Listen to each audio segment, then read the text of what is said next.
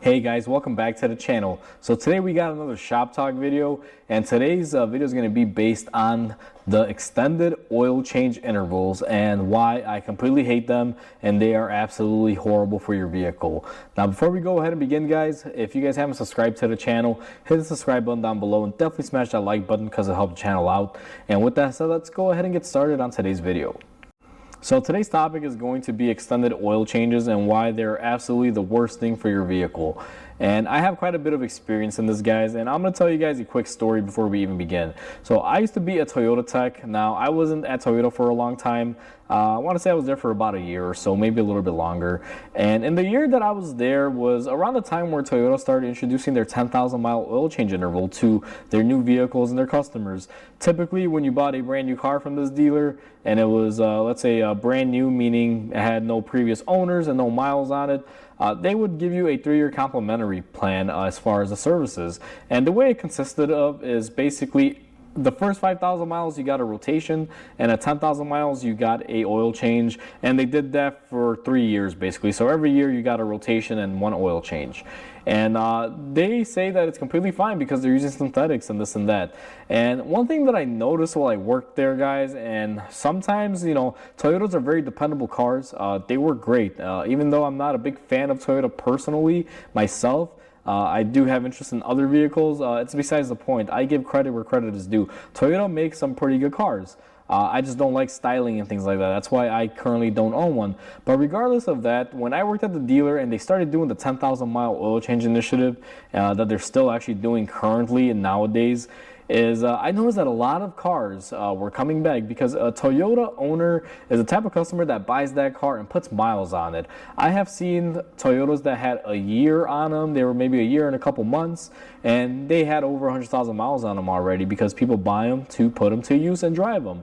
And on the occasions that this would happen, when I was at the dealer for the short time, I noticed that we had quite a bit of engines coming in, and they all had issues with the engines going out, basically the bottom end, where, you know, you just need a whole new bottom end or a new engine because they wound up failing due to oil issues and catastrophically grenading themselves.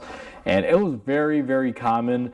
Now, most people that bought their cars new and they were following the interval and they really weren't pouring miles on their car, they really didn't have an issue with this. But if you were to buy your car new and use it as intended and follow the interval that Toyota was doing, guys, you guys would see that there is a lot of failures. And there's a lot of channels, even here on YouTube.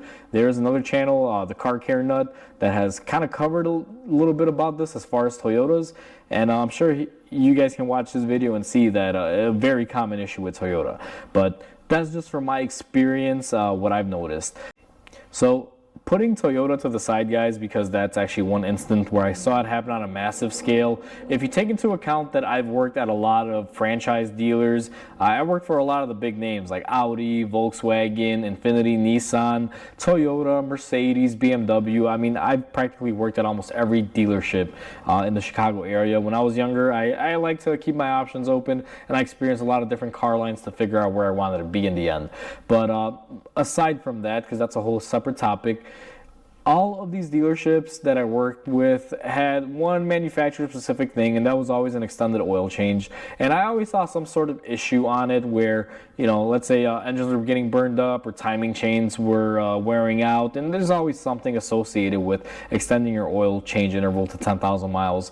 And it's not just Toyota or, you know, the manufacturers, it's everyone, guys. If your vehicle, I don't care what you drive, I don't care what year it is, if it says that you should be changing your oil every 10,000 miles, you should not follow that recommendation. If you're going to be using full synthetic motor oil, I usually tell people 6 months or 5,000 miles. And if you're using any other sort of oil, whether it be high mileage or synthetic blend, I still go with the tried and true method of 3 months, 3,000 miles. What a lot of people fail to know, and a lot of people don't even know this, is that motor oil isn't just coating metal surfaces. It's subject to a lot more, guys. There's extreme pressures, extreme heat, moisture content, fuel content, and it gets whirled all in together, and it winds up breaking down your motor oil. To give you guys the best example of this, 10,000 mile oil change versus a 5,000 mile oil change using the same oil, that oil may break down more towards the 10,000 miles because it's been subjected to pressures and heat for a lot longer, and it's also had more fuel go into it and washing it out, causing the chemical composition to degrade. And that happens a lot. That's one factor that people don't account for. Another thing is oil filters, guys. I mean, unless you're one of the big three, like German automotive companies, like I've seen Toyota filters, Nissan filters, and things like that suggest 10,000 mile intervals. Although I will admit I haven't opened up all of these filters. I only really find that BMW, Mercedes will use like a premium cotton mesh filter that is even capable of doing 10,000 miles on the oil change. But most cars are just using their standard filters, and manufacturers are saying, oh yeah, you can go 10,000 miles on it. Filters will wind up clogging, not with metal, but sludge or anything. They can only filter out so much. And for you to push a 10,000 mile interval, guys, I mean, it's unimaginable to me. Even though we have really good technology, and a lot of people will make the point that oil has advanced a lot from 10 years ago to now, and I do agree with it, there's something unsettling about keeping your engine oil for 10,000 miles in there, because it's not really one type of scenario. Think of engine oil like individual people. We're all different, we think differently, we like different things, and that's how most car engines and oils are. Not every car is going to be used in the same way, or in the same weather, or subject to the same type of wear. One car may get less fuel wash by or blow by in the oil over the 10,000 miles than a different vehicle. So there's just so many factors that the fact that all of them are saying, yeah, 10,000 miles is good. I mean, it's a little bit of hogwash to me, guys, because if you live in a state or a climate where the degrees are constantly, let's say 100 degrees or above, I mean, your oil is going to be subject to a lot of heat and pressures that may wear it down quicker. And if you live down in Alaska where it's negative 40 or whatever the case might be, they may have a different effect on your oil. If you have, let's say, more condensation in your oil, that'll cause your oil to basically freeze up or cause freezing. And it's just so many various things that you just can't, say that 10,000 miles and you're good for every scenario. My key rule on my vehicles, guys, and right now, every vehicle I've owned, I've never really had any engine issues with, and my motto has always been, if I'm using conventional oils or a synthetic blend, I will go 3 months or 3,000 miles. If I'm using full synthetic, 6 months, 5,000 miles is what I typically do. Now, me, myself, personally, I don't really even hit the mileage scale on my vehicle when it comes down to this. I typically wind up replacing it because the month scale. I believe in the whole entire time that I've owned my truck and the years that I've been servicing it, I've only gotten close to the 5,000 mile marker, typically during summer times when I'm going to vacation and driving around a lot more.